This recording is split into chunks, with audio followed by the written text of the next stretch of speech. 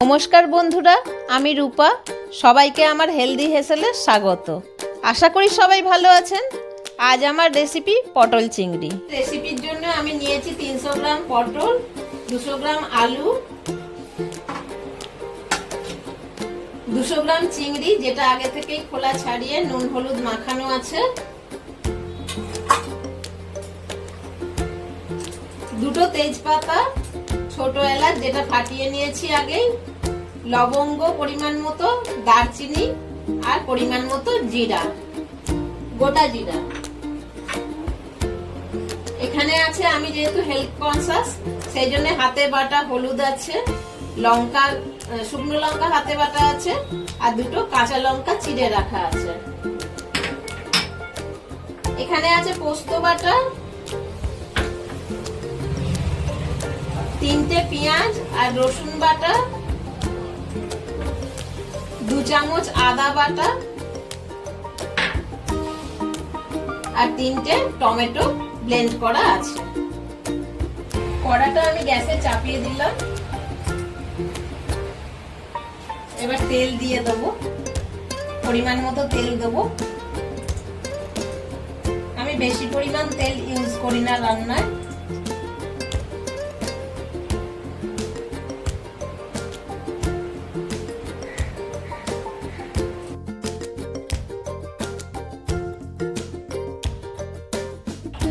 তেলটা হয়ে গেছে, আমি এবার পটলগুলোকে কড়ায় ছেড়ে দেবো।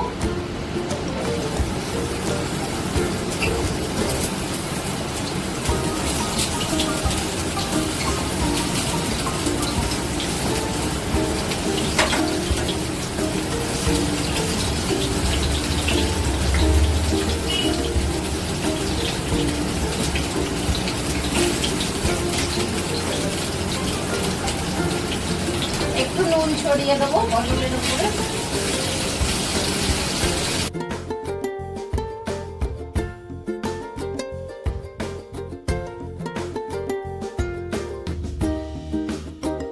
পটলগুলোকে একটু লাল লাল করে ভেজে নেবো আমি।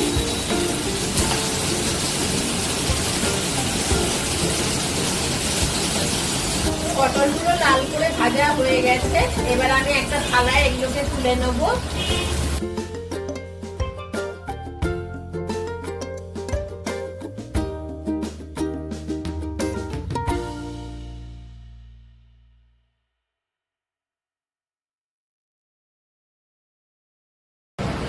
এবার আলুগুলো কড়ায় দিয়ে আবার আলুগুলোকেও লাল লাল করে ভেজে নেব।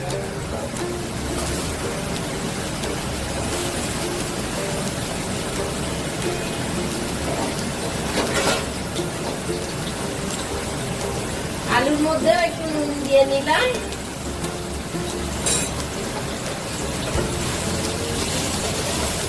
আমি এখন স্টোভের ফ্লেমটা বাড়িয়ে নেব, আপনারা প্রয়োজন মতো কমিয়ে বাড়িয়ে নেবেন।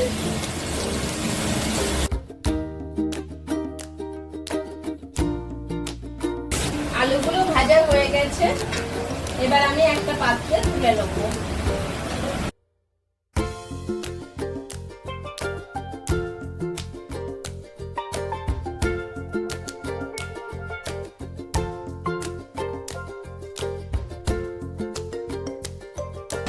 চিংড়িগুলো কড়ায় দিয়ে দেবো, চিংড়িগুলোকেও আমি ভেজে নেবো ভালো করে।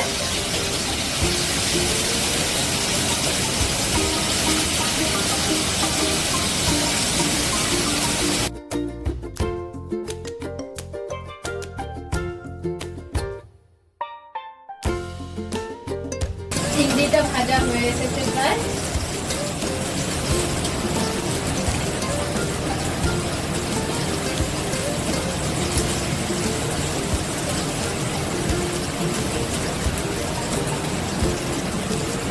এবার আমি একটা ডিশে এগুলোকে তুলে নেবো।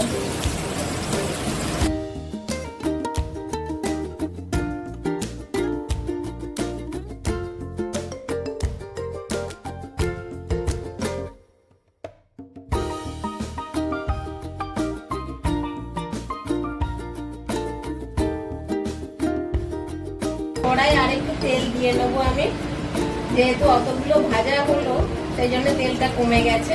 তার জন্য আরেকটু পরিমাণ মতো তেল দিয়ে নিলাম।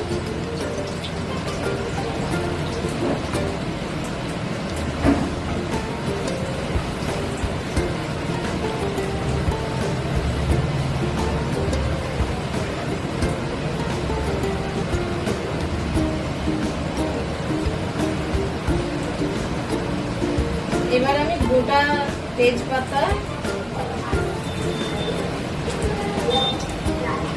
লবঙ্গ, দারচিনি, ছোট এলাচ আর জিরা দিয়ে দিলাম।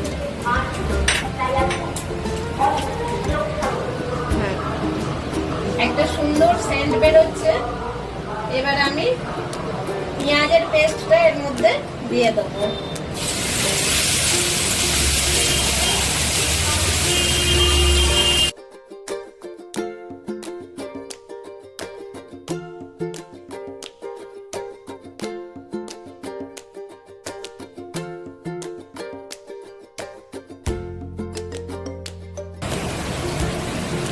আদা রসুন বাটাটাও দিয়ে দেবো।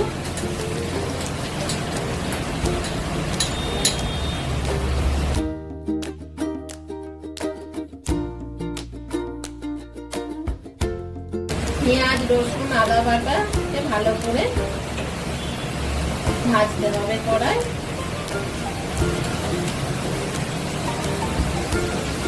এটা ভাজা হয়ে গেছে। এবার বাকি মশলাগুলো দেবো।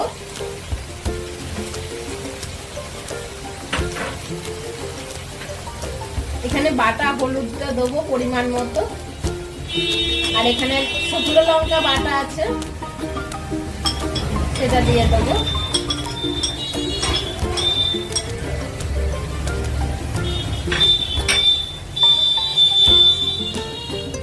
পোস্ত বাটা দিয়ে দিচ্ছি।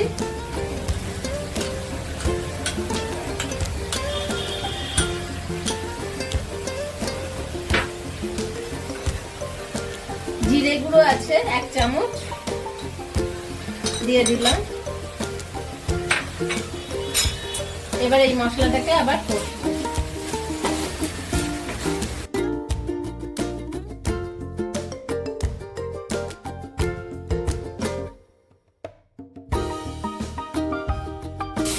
মশলাটা দিয়ে সুন্দর একটা গন্ধ বেরোচ্ছে।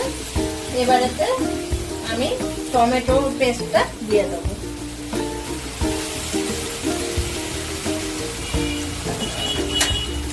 আবার আমি মশলাটাকে কষবো।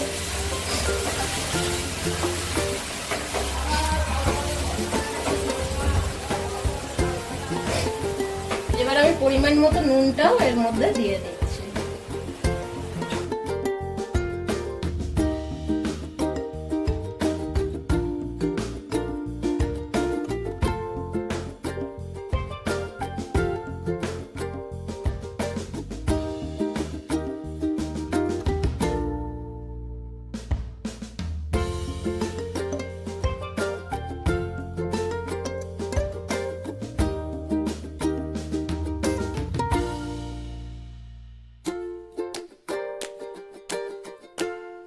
মশলাটা থেকে তেল ছেড়ে এসেছে। এবারে আমি ভাজা পটল আর আলুগুলো এর মধ্যে অ্যাড করব।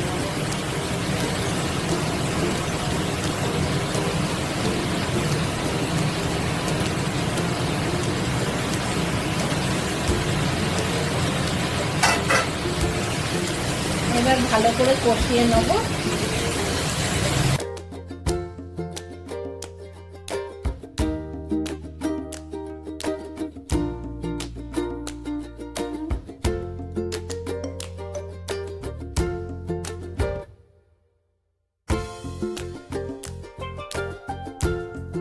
এবার পরিমাণ মতো আমি জল দিয়ে দিয়েছি। আমার কষা হয়ে গেছে।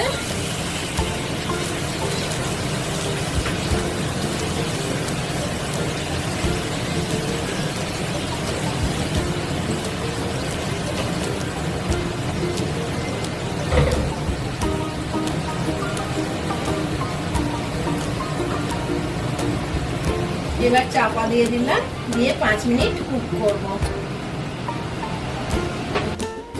5 মিনিট হয়ে গেছে। এবার আমি ঢাকাটা খুলে নেব।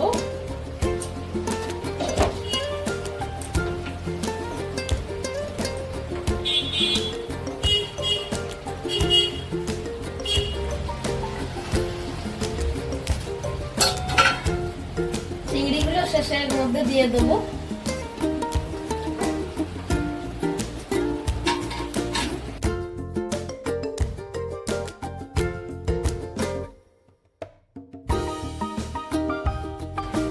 আর দেবো একটু গরম মশলা গুঁড়ো, যেটা আমার হাতে গুঁড়োনো, বাজারের কেনা গরম মশলা নয়। এবার ভালো করে নেড়ে নেবো।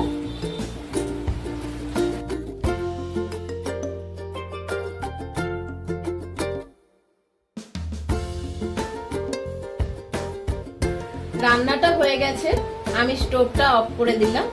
রেসিপিটা কেমন লাগলো সেটা কমেন্ট সেকশনে অবশ্যই জানাবেন। আপনারাও বাড়িতে রান্নাটা ট্রাই করবেন। কেমন খেতে লাগলো আমাকে সেটা অবশ্যই কমেন্ট করে জানাবেন, তাতে আমার খুব ভালো লাগবে। এবং চ্যানেলটা সাবস্ক্রাইব, লাইক ও শেয়ার করতে ভুলবেন না। ধন্যবাদ।